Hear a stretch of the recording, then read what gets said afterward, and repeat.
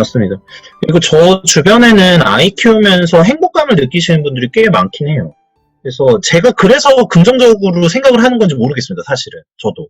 그 아이가 이제 예를 들어서, 그러니까 뭐 솔직히 말해서 결혼 생활에 대해서는 어떤 분은 좋다, 어떤 분은 나쁘다 이렇게 얘기를 하시겠고, 그런데 제가 여쭤본 대부분의 분들은 아이 낳은 거에 대해서 후회하시는 분은 거의 못 봤어요. 그렇죠. 그러니까 아이를 낳고 나면은 진짜 몸은 고되고 힘들고 뭐 이렇게 해도 제 주변에서는 그래도 대체적으로는 아이 키우는 거에 대해서 보람도 느끼고 행복감을 많이 느끼시더라고요. 그러니까 저도 그런 모습을 봤었기 때문에 아이를 낳는 거에 대해서 별로 거부감이 없을지도 모른다라는 생각은 들어요. 그리고 저 같은 경우에는 이제 아버지나 어머니랑 얘기를 나눌 때도 아버지나 어머니가 그래도 너희 같은 자식을 낳아서 정말 행복했다 이런 말씀을 해주시기 때문에 또 그런 것일지도 모르겠어요. 근데 적어도 저희 부모님은 아이를 낳은 거에 대해서는 별로 후회하지 않으시는. 근데 요즘에는 좀 진짜 지금 워크십님이나 저기 승민님이 말씀하신 것처럼 조금 막연한 두려움? 정말 아이를 키워봐야 행복할까라는 그런 되게 약간 부정적 감정이 되게 많이 지배를 하고 있는 것 같아요. 문화적으로도 여러 가지 주변의 예로도 그런 것 같아요. 그런지 맞습니다. 않은가 생각합니다. 네. 맞습니다. 그 옛날에 들은 말 중에 부모가 될 준비가 된 부모는 없다라는 말이 있더라고요. 아, 다 네네네네. 경험해 보고 아는 거지. 이걸 어떻게 다 준비해서 시작을 하겠어요. 음, 과거에는 그냥 너무 자연스럽게 애를 낳지만 지금은 생각이 많아지다 보니까 좋게 표현하면 고민이 더 많고 걱정이 앞서다 보니까 좋은 부분은 이제 잘 안 보이잖아요. 부정적인 게 더 부각돼서 네, 뭐 맞습니다. 이런 게 큰 것 같다라고 하고요. 이 정도로 얘기를 하고 제가 좀 음, 중요하게 생각해온 게 또 하나가 있는데 네, 그러면은 왜 이렇게 통계가 낮아질까를 고민해보고 좀 분석을 해봤어요. 여러 가지 통계를 뒤져보면서. 한 가지 재밌는 음, 게 실제로 결혼한 부부들의 출산율을 조사해보니까 2점대가 넘더라고요. 그러니까 1.9, 어떤 음, 때는 2.9. 음, 그러니까 결혼을 한 남녀는 애를 낳는 거예요. 결혼하면 일단 애 낳는 거는 2명 꼭 낳는다 정도로 보는데 음, 이게 2점대가 넘는데 전체 평균이 0.8, 뭐 0.6 이렇게 나온다는 거는 설명할 수 있는 게 사람들이 결혼을 안 하기 때문에 애를 안 낳는다 정도로 전 결론을 내거든요. 네, 그러니까 네, 통계학적으로 신빙성이 있는지는 모르겠지만 제가 볼 때는 음, 그냥 논리상 그렇잖아요. 애를 낳는 음, 두 그룹이 있는데 결혼한 사람, 음, 결혼 안 한 사람. 근데 결혼한 사람들은 애를 2명씩 낳아. 근데 전체 평균이 낮아. 음, 그럼 결혼 안 한 사람들이 애를 안 낳는다는 뜻이잖아요. 쉽게 말해서. 음, 음, 반대로 생각할 수 있는 게 결혼 안 하니까 우리가 애를 안 낳는다. 이게 아까 말씀하신 음, 어떤 젠더 갈등, 결혼에 대한 두려움, 비혼주의 이런 것 음, 때문에 좀 음, 시작되지 않았나라는 생각을 해서 저는 왜 결혼을 안 할까? 혹은 음. 결혼을 하게 하려면 어떻게 해야 되는가를 좀 많이 생각한 것 같습니다. 여기까지 얘기를 해요. 네, 저도 뭐 그 부분에 대해서는 많이 고민해 봤었는데 동의를 하긴 해요. 근데 이게 그런 거 같긴 해요. 결혼을 왜 싫어하게 됐을까라고 생각을 해보면 진짜 주변에 너무 부정적인 얘기가 많아서 그런 거 아닌가라고 사실 생각이 잘 안 들어요. 근데 예를 들어서 어떤 주변에서 행복한 사례들이 많으면 결혼하겠는데 제 주변에서 대부분 결혼을 하고 싶지 않아 하는 친구들의 대다수의 이야기가 자기는 결혼을 해서 행복한 친구를 보질 못했다. 이런 거거든요, 사실은. 예. 근데 이게 뭐 무슨 집단적으로 이렇게 동시적으로 생각을 많이 하고 그렇게 돌아가고 있는 거 아닌가라는 생각 굉장히 많이 하고, 또 한편에서 이게 사실 이미 돌싱이었다가 다시 결혼한 친구들도 있거든요. 근데 그 친구들은 계속 결혼한 이유가 그냥 그 사람이 마음에 들고 다시 결혼 생활 하는 게 좋아서라고 하더라고요. 물론 나중에 또 이혼을 할지도 모르겠지만. 근데 여러 가지 생각을 해봤을 때 결국에는 그냥 결혼에 대해서 그냥 안 해보고서 이야기하는 두려움이나 막연한 어떤 부정적 감정 그리고 주변에서 들어왔던 굉장히 부정적인 이야기들 이게 제일 크지 않나라고 생각이 듭니다. 사실 다른 그러니까 걸로는 모르겠어요. 예, 경제적으로도 막 너무 부족해서 결혼 못한다. 저는 약간 납득하기 어렵거든요, 사실은. 예. 제 생각에는요, 좀 명료하게 생각을 하기도 합니다, 저는. 네네네네. 네. 과거에 비해서 여성 인권이 많이 늘어났고, 그에 따른 사회에 진출하는 비율 높아지고, 이젠 거의 그 임금 격차도 많이 없죠? 거의 없죠? 사실 없다고 봐야 하죠. 능력에 따라서 임금이 주어지니까. 네네. 불과 30년 전만 봐도, 실제로 남성들이 가지고 있는 역할이나 여성들이 가지고 있는 역할이 지금과는 많이 달랐을 거예요. 우리나라의 음. 한정에서 봤을 때. 실제로 30년 전에 이게 판례들이 꽤 많이 있는데요. 네. 진짜 대놓고 취업 규칙이나 이런 데서 남성 직군, 여성 직군 차별해가지고 임금을 줬어요, 진짜로. 아, 그렇죠. 네. 아, 예, 그랬습니다. 예, 말씀하시죠. 예. 네, 그랬을 때 그 남자와 여자는 또 좀 더 나은 환경에서 살아가려면 결혼을 선택할 수 없었다는 결론을 조심스럽게 낼 수도 있을 것 같아요. 좀 더 나은 삶을 위해서 결혼이 그렇죠. 필수적으로 필요했는데 지금은 그렇지 않다. 이런 말씀이죠. 과거에는 그 여성 같은 경우에는 이제 한 가정을 차리고 그 남자 같은 경우에도 자기는 밖에서 돈을 벌어오고 안에서는 또 안에서 자기를 챙겨줄 사람이 필요한 거고 과거에 여자 같은 경우는 경제 활동을 하는 사람이 필요한 거고 그래서 한 가정을 만들었을 때 둘 간의 시너지가 발생하는 저는 생각하고 있었어요. 과거에. 다만 지금은 이제 그런 역할이 서로 사라졌죠. 남자는 그게 어떻게 보면 하나의 부담이었을 거예요. 경제적으로 내가 이 사람 한 명을 책임져야 하는 부담. 근데 이제 여성들도 똑같이 번단 말이에요, 저랑. 그럼 그 부담을 털어낼 수 있는 좋은 기회죠. 이제 손절할 수 있죠, 그런 부담을. 그럼 나 혼자서 살 수 있는 기회가 온 거고, 여자 같은 경우에 누군가에 기대야만 하는 상황이었는데, 기대지 않아도 나 혼자 살 수 있네라는 기회가 온 게 지금 시점이라 보고 있고요. 이런 면에서, 그럼 둘이 결혼해서 살면 더 재밌게 살 수 있지 않냐라고 반론을 했을 때, 실제로 서울이나 그냥 뭐 도시 대충 나가봐도 아실 거예요. 혼자서 얼마나 행복하게 살 수 있는지. 혼자를 위한 세탁소, 무인 세탁소도 운영이 되고 있고, 편의점도 있고, HMR 음식들도 전자레인지만 돌리면 너무나 맛있게 만들어지고, 아, 그건 사실이죠. 여러 가지 이런 것들이 혼자 살기엔 너무 좋은 세상이 되고 있다 보니까, 남자 같은 경우에는 이제 경제적 부담을 덜어줄 수 있는 비혼을 선택하는 거고, 여성 같은 경우에도 나 혼자서 재밌게 살 수 있는 비혼을 선택하는 게 아닐까라고 생각하고 있습니다. 결국에는 즐거움이네요. 근데 결혼을 해가지고 얻을 수 있는 즐거움보다 사실 혼자 사는 즐거움이 훨씬 클 수가 있는 거네요, 지금 사실은. 그렇게 생각하시는 분들이 비혼을 선택하시겠죠? 그렇죠, 그렇죠. 저는 이게 이성적으로 이해가 되거든요. 이성적으로 아마 다 그렇게 생각해서 그런 것 같아요. 좀 말씀하신 것처럼 명료하게 공감이 되는데 이게 말은 그렇게 하지만 마음은 안 그런 것 같거든요. 왜 그러냐면은 그 결혼 정보 회사라던가 소개팅을 하는 혹은 이제 남녀의 짝을 만들어주는 사업이 계속 커지고 있잖아요. 그렇죠. 예. 이게 그러면 말이 안 되는 거죠. 소개팅이 왜냐면 또 혼자 엄청 있는 게 많고. 예. 편한데 혼자 있는 게 편한데 그 사업이 성공할 리가 없거든요. 그래서 이게 약간 언행 불일치가 되고 있는 게 아닌가 우리 사회적으로. 그래서 결국에는 저도 마찬가지였지만 저도 20대 때는 비혼이었어요. 20대 때는 비혼이었고 이게 결국에는 지금 네티즌 상에서 나는 비혼이야 비혼이라 외친 사람들 실제로 20대들이 많을 거라고 저는 생각을 하고 있고 실제로 내가 혼자 놀았을 때 즐거움이 평생을 가지 않는다는 거죠. 사람의 그 생애 주기를 보면 10대, 20대 때는 내가 혼자서 너무나 재밌게 놀고 막 플렉스하고 누구를 위해서 돈을 쓰는 게 아니라 나를 위해 썼을 때 가장 행복한 그런 측면이 굉장히 컸는데 이제 그것도 아무리 자극적인 거더라도 지속이 되면 재미가 없기 마련이잖아요. 혼자 살고 재밌게 독립해서 자취했던 삶을 한 30대쯤 되니까 그만큼 이제 그게 없는 거죠. 이 즐거움이. 재밌진 않네. 이러면 또 다른 재미를 찾는 거죠. 그러니까 그 혼자 사는 거에 대한 즐거움이 첫 번째 페이지라면 그 페이지를 이제 넘길 때쯤 그게 사람마다 다르겠죠. 그 나이가. 그 나이가 넘어가면 30살에 저 같은 경우는 31 정도였는데 그 시기에 되면 이제 또 결혼도 재밌는 것 중 하나가 될 수 있겠다라고 생각을 하게 되는 것 같아요. 아마 그러다 보니 대략적으로 인터넷을 봤을 때는 너무나 비혼주의 시대 같지만 지금 승민님께서 말하신 것처럼 그렇게 생각이 바뀐 사람들이 또 엄청나게 수요를 하고 있는 결혼정보회사라든지 틴더라든지 이런 것들을 하지 않을까 싶습니다.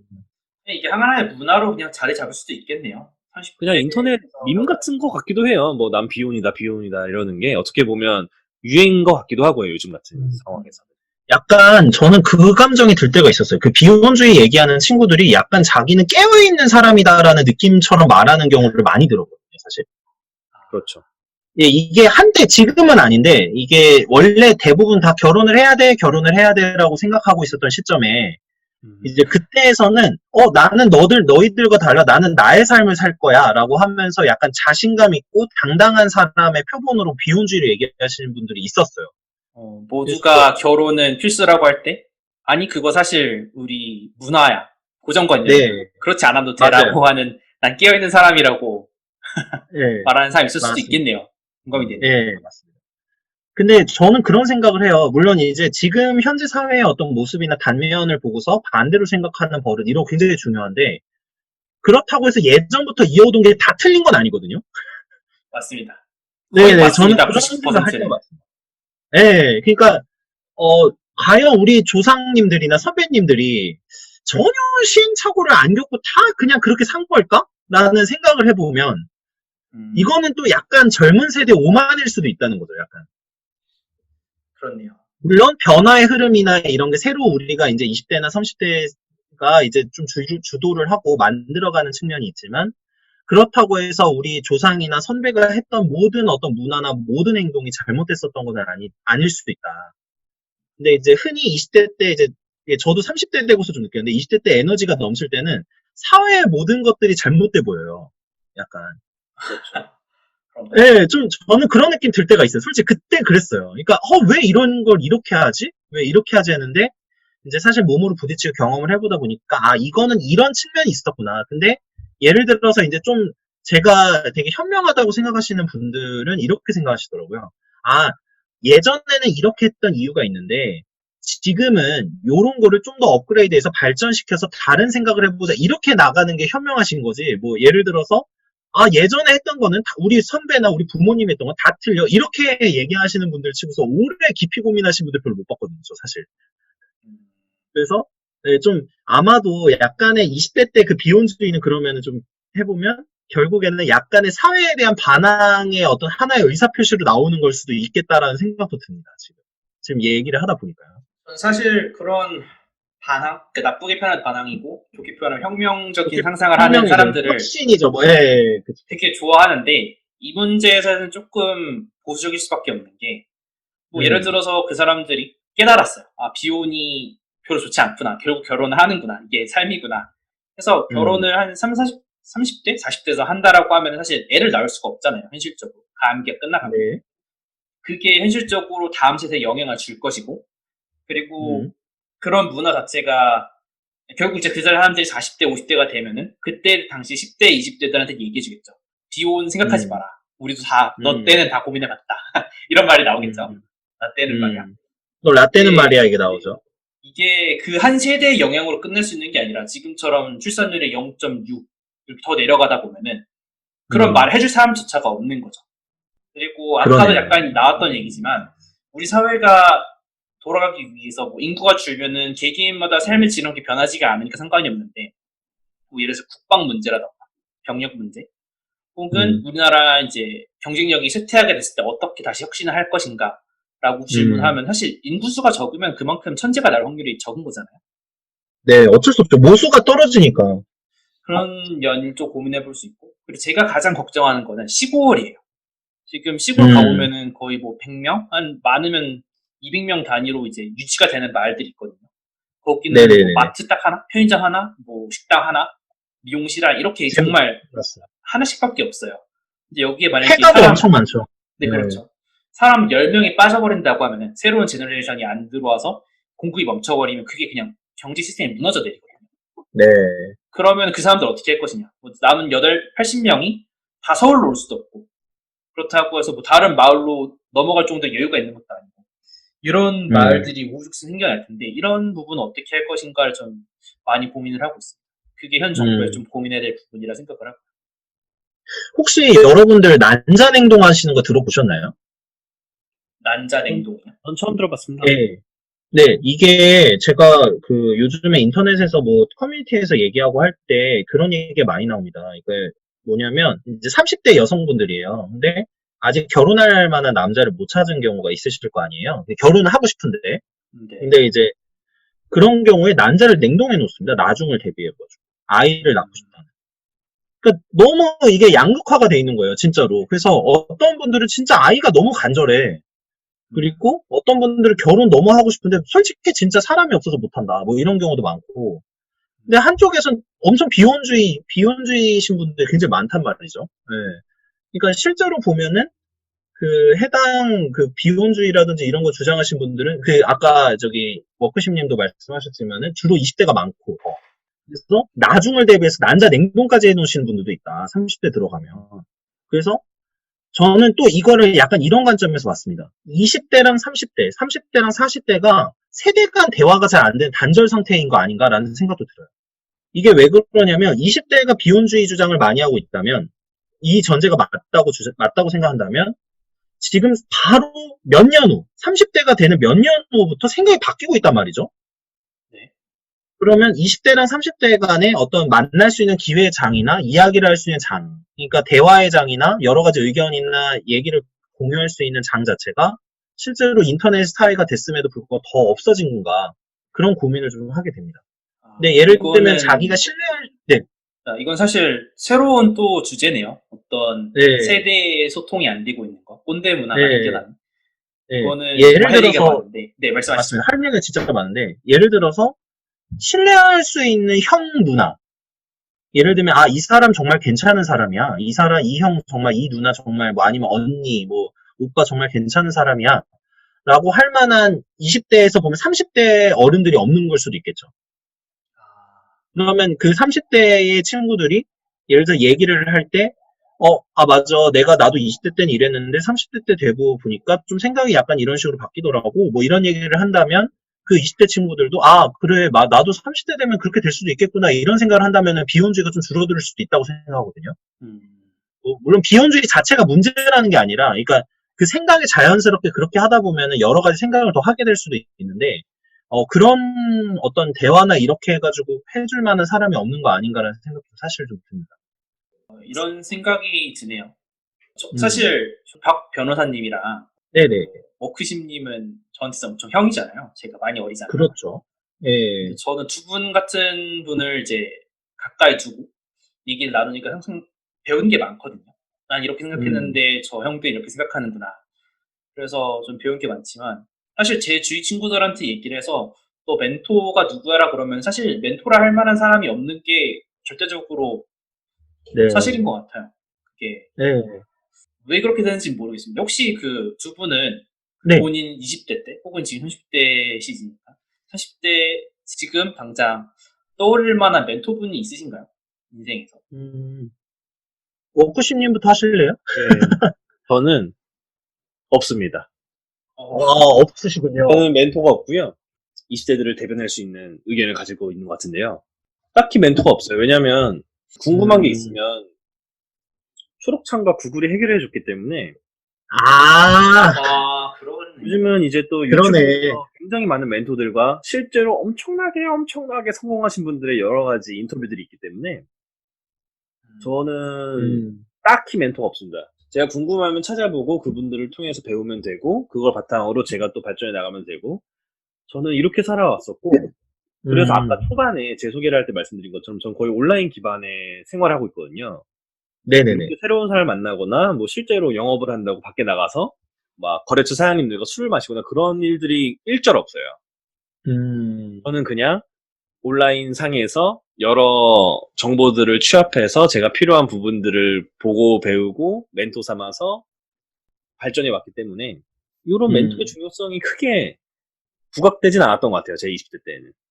어떻게 보면은 전 세계 유명인들이 다 멘토였네요. 멘토였을 법 수 있겠 DC 주식의 멘토였고. 네. 맞습니다. 제가 취사 선택할 수 있는 저에게 딱히 싫은 소리를 하지 않는 제가 듣고 싶을 수 있는 완벽한 멘토죠. 꼰대 기질이 없는 멘토. 그럼 꼰대 기질 보이면 바로 끄면 되니까.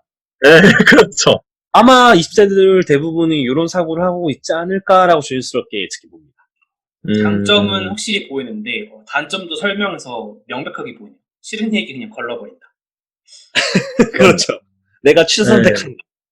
저는 사실 멘토가 아버지셔서 아버지랑 얘기를 많이 했었어요. 그러니까 20대 초반 때부터 술 한잔 기울이면서 얘기도 많이 하고 그랬는데 물론 이거는 뭐 당연히 멘토니까 책이나 이런 거는 빼겠습니다. 일단. 네. 인간적인 소통을 할 수 있는 제가 이거 하니까 갑자기 생각나는 게 그 구디런팅이라는 영화 혹시 아시나요? 알고 있습니다. 네, 알고 있습니다. 네네. 구디런팅이라는 영화에서 이제 심리학 교수가 이제 그 천재이지만 좀 불우하게 살았던 친구에 대해서 이렇게 계속 상담을 해주는 과정이 나오잖아요. 제가 거기서 조금 기억나는 게 그 천재인 친구가 너는 누구를 뭐 친구로 삼고 있니, 무슨 책을 읽고 있니 이러니까 다 옛날 사람인 거예요. 뭐 베토벤 뭐 이런 사람이 나오는 거예요. 그래서 걔네들은 다 죽은 사람이잖아요. 살아있는 사람 중에 없어라고 하는데 얘기를 못 하는 거예요. 그 심리학 교수 그 로빈 윌리엄스였죠. 로빈 윌리엄스 분의 칼에서는 그 얘기를 하는 거였어요.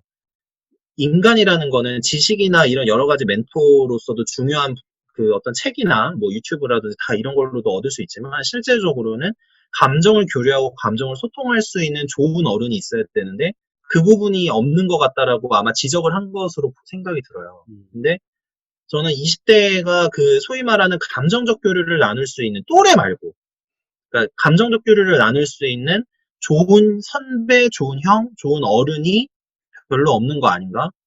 그러니까 사실은 아이를 낳는 거는, 그러니까 저출산 문제에서 아이를 낳는 거는 우리의 후배를 양성하는 거잖아요. 그쵸? 우리 후배를 낳는 거죠, 사실. 근데 그런 관점이 점점 별로 불필요한 관점이 되고 있었던 거 아닌가라는 생각이 사실은 드네요. 좀. 그러면은 종경님이 말씀해 주신 거는 어느 정도 후배를 양성하고 멘토를 찾는 이런 필요성이 시대적으로 좀 줄어든 것 같다라는 얘기였던 것 같고, 저 같은 경우는 사실 이제 변호사님을 만나서 좀 많이 배웠고, 얀스피님도 사실 일종의 멘토였고요, 저한테. 그리고 저는 사실 어릴 때부터 좀 모임을 많이 다녔어요. 이거는 이제 비하인드 스토리인데, 제가 변호사님을 독서 모임에서 만났잖아요. 네네. 저희가 소개할 때 독서를 사랑한다고 말한 것처럼 사실 저희가 독서 모임에서 만난 사람이 서로 만났는데, 아무튼 이제 독서 모임을 다니기 전에 저는 굉장히 많은 모임을 좀 나갔었어요. 뭐 예를 들어서 스키 모임이라던가 다트 모임 이런 걸 좀 운동 모임에 많이 나갔었는데, 그때 나가면은 대부분 나이대가 뭐 30대, 40대 이렇게 되거든요. 근데 제가 그때 중고등학생이었으니까 되게 막내였죠. 그때 사실 뭐 꼰대라는 개념도 거의 없었고, 거의 엄마, 아빠뻘, 삼촌, 뻘 분들한테 그냥 다 들은 것 같아요. 말씀해 주시는 거. 너 이렇게 하면 안 된다. 기본적 예의 범절부터 시작해서 어떤 인생에 대한 뭐 자잘한 지혜들을 많이 배워가지고 제가 조금 조숙한 면이 있지 않나. 그래서 저는 그 부분이 굉장히 좋았거든요. 그 모임을 나가서 많이 배웠다는 거. 그래서 근데 저도 마찬가지긴 했어요. 저도 어른들하고 얘기하는 걸 항상 좋아하는 스타일이었어요. 네. 그래서 승민님하고 좀 비슷한 것 같네요. 네. 다시 이제 저출산으로 돌아가서 말을 하고 싶었던 게 거의 다 조금씩 나온 것 같아요. 변호사님이나 워크십님을 통해서. 제가 마지막으로 좀 전하고 싶었던 말은, 지난번에 말했지만 21세기의 문화 자체가 좀 개별성, 개성, 그리고 어떤 사회의 기존 문화를 좀 혁신하려고 하는 움직임인데, 이 움직임을 존중하는 걸 넘어서 어느 정도 맹신하다 보니까 기본적으로 우리가 믿고 있었던 얘기들 있잖아. 결혼하고 애를 낳고 어떤 인류를 지탱하는 그런 기본적인 룰들을 좀 비관적으로 바라보고 있지 않나, 너무 등한시하고 있지 않나는 얘기를 하면서 젊은 세대한테는 한 번쯤 말씀하신 것처럼 너무 부정적인 얘기만 하지 말고 긍정적인 부분을 찾아보라고 노력하고, 동시에 그 기성세대들도 사실 이거에 영향을 주는 것 같거든요. 적지 않은. 그쵸. 어떤 거냐면은 혼수 준비해와라, 혹은 쟤는 안 된다, 급이 맞게 결혼해야지, 이런 얘기들 한단 말이에요, 부모님들. 맞습니다. 그래서 이런 거가 좀 문화적으로 변화가 돼야 되지 않나 얘기하면서 저는 마무리하겠습니다. 두 분 추가해 주실 거 있으신가요? 없습니다. 이미 다 얘기해서. 좋은 이야기가 되었네요. 네. 마무리가 잘 된 것 같네요. 그러면은 오늘 이제 저출산 문제는 여기까지, 다음 얘기 또 진행하도록 하겠습니다. 지금까지 대한민국의 르네상스 시대를 열어줄 이야기, 르네상스적 인간들이었습니다. 감사합니다. 감사합니다. 감사합니다.